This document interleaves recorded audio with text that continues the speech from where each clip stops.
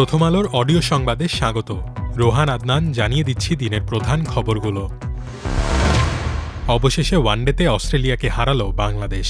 মিরপুরে সিরিজের প্রথম ম্যাচে ডাকওয়ার্থ লুইস পদ্ধতিতে বাংলাদেশ জিতেছে ৮৬ রানে। এর আগে অস্ট্রেলিয়ার বিপক্ষে বাংলাদেশ সর্বশেষ ওয়ানডে জিতেছে ২০০৫ সালে। ২১ বছর পর অস্ট্রেলিয়ার বিপক্ষে ওয়ানডে জিতল বাংলাদেশ।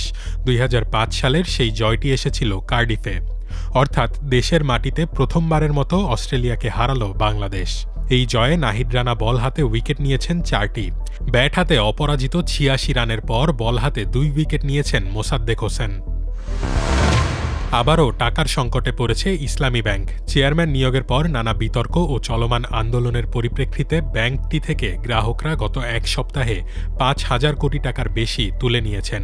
এমন পরিস্থিতিতে গ্রাহকের চাহিদা সামাল দিতে মঙ্গলবার ব্যাংকটি বাংলাদেশ ব্যাংকের কাছে ১০,০০০ কোটি টাকা ধার চেয়েছে বলে জানিয়েছে বাংলাদেশ ব্যাংকের সহকারী মুখপাত্র মোহাম্মদ শাহরিয়ার সিদ্দিকী। তিনি বলেন, ইসলামী ব্যাংক ১০,০০০ কোটি টাকা ধার চেয়েছে, তবে এখনও টাকা দেওয়ার বিষয়ে কোনো সিদ্ধান্ত হয়নি। ইসলামী ব্যাংক সূত্র জানায়, গত ২১ মে থেকে ৭ জুন পর্যন্ত ব্যাংকটির আমানত কমেছে ৪,২০৪ কোটি টাকা।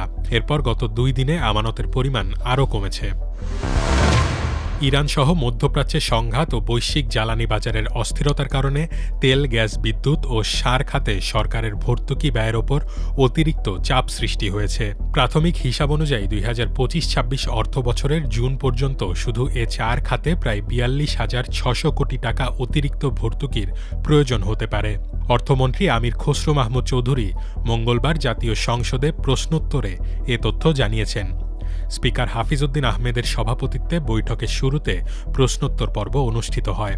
বিএনপির সংসদ সদস্য এস.এম. জাহাঙ্গীর হোসেনের প্রশ্নের জবাবে অর্থমন্ত্রী জানান, ৪ খাতের মধ্যে তেলে প্রায় ১০,২৫৮ কোটি টাকা, গ্যাসে ১১,১৭০ কোটি টাকা, বিদ্যুতে ১৯,৮২১ কোটি টাকা এবং সারে প্রায় ১,৩৫০ কোটি টাকার অতিরিক্ত ব্যয়ের প্রয়োজন হতে পারে।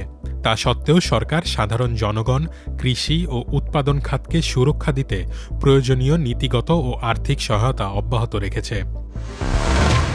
নির্বাচন সংক্রান্ত শর্তাবলী পূরণ করতে পারলে কার্যক্রম নিষিদ্ধ আওয়ামী লীগের নেতাকর্মীদের স্থানীয় সরকার নির্বাচনে অংশ নিতে কোনো বাধা নেই বলে জানিয়েছেন প্রধানমন্ত্রীর তথ্য ও সম্প্রচার বিষয়ক উপদেষ্টা জাহেদুর রহমান।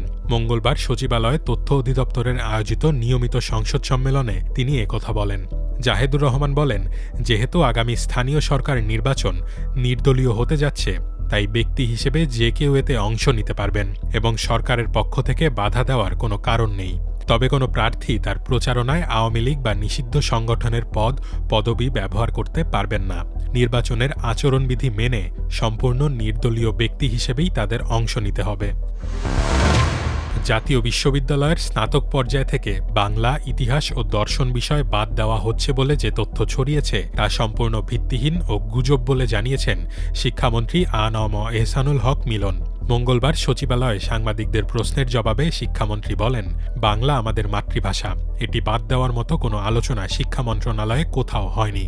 সরকার মূলত কারিগরি শিক্ষাকে আধুনিকায়ন করা এবং বাজারের চাহিদা অনুযায়ী নতুন কিছু বিষয় যুক্ত করার ওপর জোর দিচ্ছে। তবে এর মানে এই নয় যে প্রচলিত কোনো অনার্স কোর্স বন্ধ করে দেওয়া হবে।